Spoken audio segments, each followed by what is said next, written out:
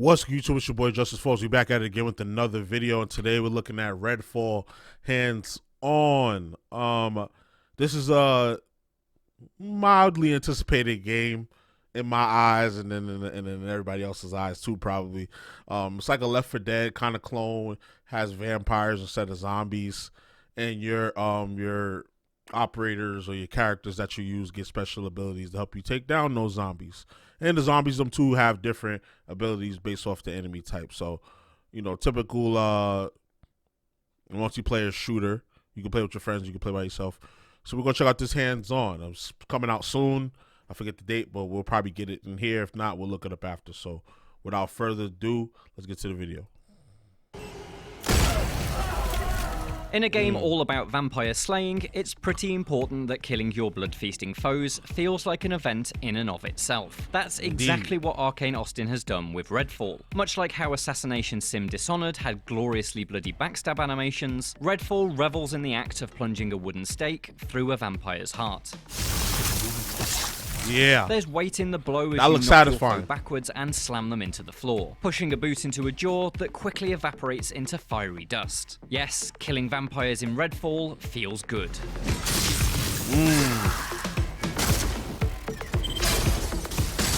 Got it.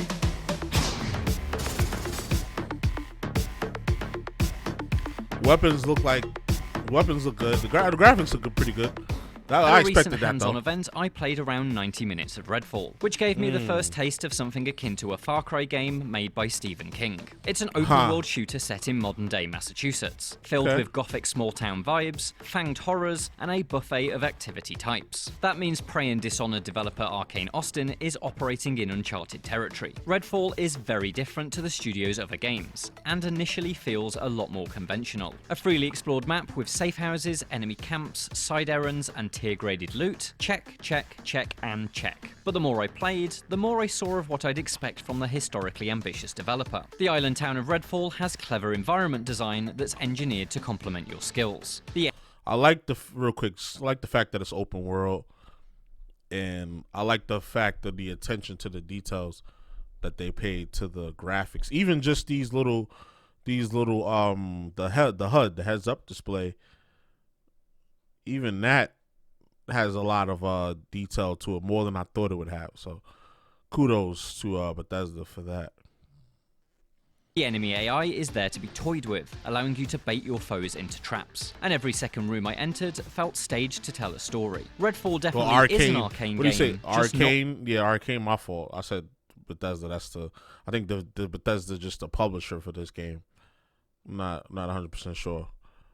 The one I expected. The demo began midway through an investigation into Dr. Addison, a physician turned vampire god known as the Hollow Man. I was to search his mansion, a ransacked estate that appeared frozen in time mid-explosion, in the hope of discovering something that may weaken him. Of course, said mansion was crawling with enemies, both bloodsuckers and the humans who work in service to them. It was a classic infiltration setup that had much of what you'd expect of Arcane's work in this field. Patrolling cultists guarded the perimeter, CCTV-like vampires lurked on the building's roof, and there were multiple entry points to choose from. He lived in a bloody mansion. See a few possible entrances.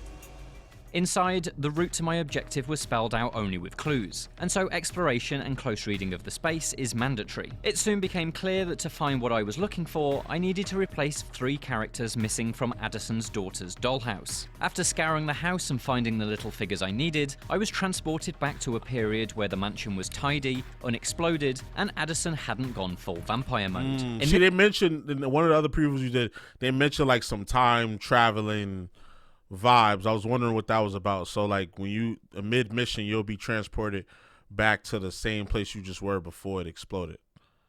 Okay, it's interesting, I guess.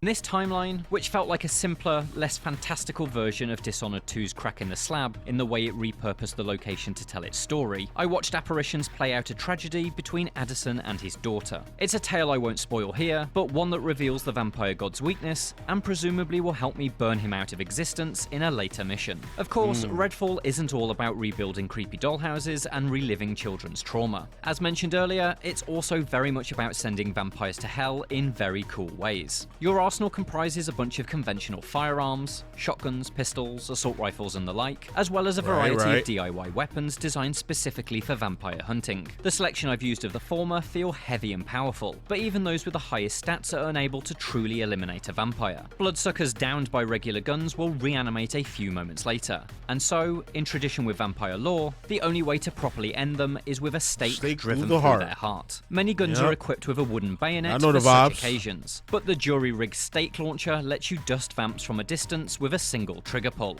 Ammo for the launcher seems much more scarce than regular bullets though, and so I found myself continually assessing if each fanged target was worth the shot. So that's your RPG right there. That one that knocks zombies out in one hit. That's basically your RPG. Should you be out of stakes, there are other ways to do the job. Fire does the trick, and so exploding hazards or flare guns will turn a vampire into a smouldering barbecue. Electricity also generates heat, and so setting up some kind of live wire trap will fry them too. They also hate ultraviolet light. It freezes them into temporary stone statues, so a UV emitter gun is a handy thing to pack. Just remember to shatter your targets before the petrification wears off. All of these techniques give the sense of vampire hunting being a process, a profession. To be the Slayer means learning the tricks of the trade. Each of Redfall's was that an ability? Because I know that his aim wasn't that real. Profession. To be the Slayer means learning the tricks of the trade. Okay, so you see the cooldown. So they hit the special ability. They had an ability equipped where you can take out multiple enemies at once. Kind of like, it reminds me of Splinter Cell, where you can mark your enemies. I think it was Splinter Cell Conviction. You can mark your enemies, and then it'll take them all out in quick succession. Trade. Each of Redfall's 4 playable protagonists are equipped with unique skills to help with that process. For this session, I played as Devinder Crowsley, a quippy British cryptozoologist most obviously built around being a modern-day Buffy. His arc javelin is an electrified spear that can chain bolts of lightning around a group of enemies, and scoring a perfect throw with it feels immensely satisfying. The Blacklight, meanwhile, floods a wide area with UV light for quick crowd control. They were useful in my single-player demo, but are abilities I'm excited to use as part of a co-op session. I'm interested to see the results of experimentation with a combination of different characters' skills. My favourite of Devinder's gadgets is his translocator, a frisbee-like device that teleports you to wherever it's thrown. It's Redfall's closest answer to Dishonored's blink ability, and it quickly became my most used tool, letting me access out-of-reach open windows, flank enemies, appear behind guards for takedowns, and bypass grids of laser trip mines. It also helped just getting around. While Redfall's map seems much smaller than those in most open-world shooters, there's still a lot of ground to cover, and being able to throw the translocator over houses, streets and fences was very handy for exploring the town. Oh, so it's kind of looks like the size looks like a Fortnite map, but like 3/4 of a Fortnite map, or like a Call of Duty map, like a Call of Duty map, yeah, Call of Duty multiplayer map.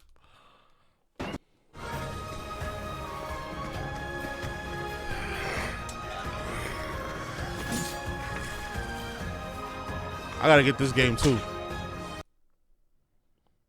As you'd expect from a game in this genre, there's a whole bunch of things to do beyond the main storyline. There are multiple safe houses to unlock, each of which becomes an ammunition stockpile and a fast travel location. There are activities which help pull neighborhoods back from full vampire infestation, such as wiping out cultist rallies or preventing a powerful creature emerging from its blood amber cocoon. Then there are errand-like side quests that appear to be peppered with arcane Easter eggs, such as one where you head off to find whiskey and cigars. But the best side activities are the strangest ones, at least from the small sample I've seen so far. Vampire nests transport you into a twisted psychic realm, where you must destroy a room-sized heart and then claim as much treasure as possible before the entire place collapses around you like some kind of blood-splattered game show. Back in the town, you're frequently reminded that... See, now I thought that those rooms would be like the regular mission, because they look similar to like the regular missions here, but they're like basically like secret rooms you go into for extra goodies, and then you gotta hurry up and like get up out of there before. So it's like a secret challenge room.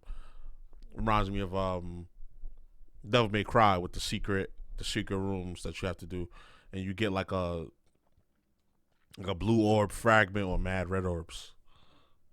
that the vampire gods are watching you, and if you cause too much trouble, they'll send an incredible Hulk-like freak to beat 7 bells out of you in a battle played out beneath a wild electrical storm. The repeating nature of open-world tasks feels completely at odds with Arkane's typically handcrafted approach, but it's in these two activities that I saw a glimmer of how the studio is rethinking the building blocks of the genre to make them feel more systemic or novel. The other area in which traditional open-world shooter design is at odds with Arkane's legacy is stealth. To be clear, stealth is a component of Redfall, but it adheres to a very different rulebook than that used by Dishonored. Sneaking flows between regular bursts of violent, chaotic conflict. Dishonored was Arkane's interpretation of pure stealth classics like Thief, but the studio's touchstones for Redfall are very different. Before my demo began, co-director Harvey Smith name-checked Far Cry 2 and Stalker as influences. Two shooters from an experimental period years before the likes of Gearbox and Ubisoft established.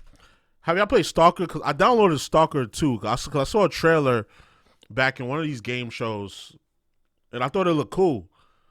How is Stalker? Y'all like that? Let me know if you got this far in the video and you're still watching.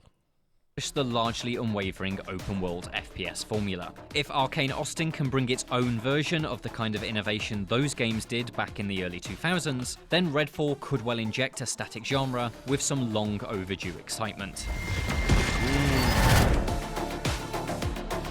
For more looks at upcoming games, check out our previews of Dead Island 2 and Final Fantasy 16. And for everything else, stick with IGN.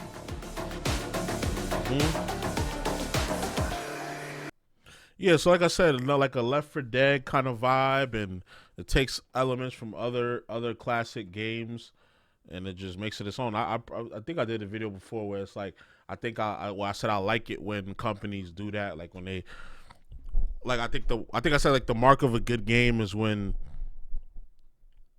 a studio is able to combine elements of other good games into their game, but do it in their own way. I think that's what this kind of is building up to be. Now, I'm not saying this game is going to be like a game of the year type of situation. That's what it's not looking like that to me. But like I think the same way that Left 4 Dead was revered, in the same way that like Back 4 Blood, people kind of was on that for a little bit. Some people probably still play that to this day. I think Redfall will be like up there as well in that category. As far as that category, like World War Z, when World War Z came out, people was playing that crazy, and now they coming out with like an update for it or something like that, or like a mod has come out for it or something like that. So, yeah, we're definitely gonna be playing this game. I don't know when it comes out though. I forgot. I think they said June or something like that. I don't know. Let me find out. Redfall. May 2nd, so we're in March. So this is March 22nd. We got April and then May. So it's right around the corner. So, but y'all let me know what y'all think of this game. Are you copying this game? Does it look alright?